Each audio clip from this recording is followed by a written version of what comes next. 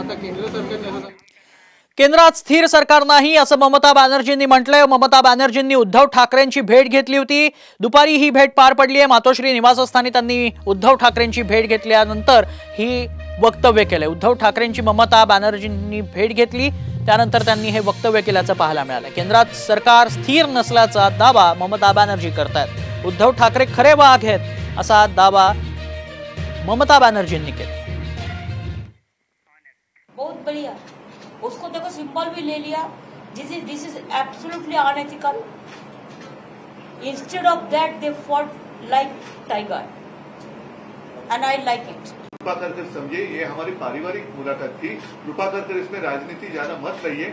हम जो हमें कहना होता है हम खुलेआम कहते हैं, कहने के लिए कुछ हम डरते नहीं है। और जहां जो कुछ कहना है मैं और दीदी हम कहते हैं और कहेंगे। उद्धव ठाकरे खरे वाघ आहेत असं ममता बॅनर्जींनी म्हटलंय। आम्हाला जे बोलायचं ते आम्ही खुलेआम बोलतो असंही ममता बॅनर्जींनी म्हटलंय। उद्धव ठाकरेंच्या भेटीनंतर त्यांनी हे विधान केलंय।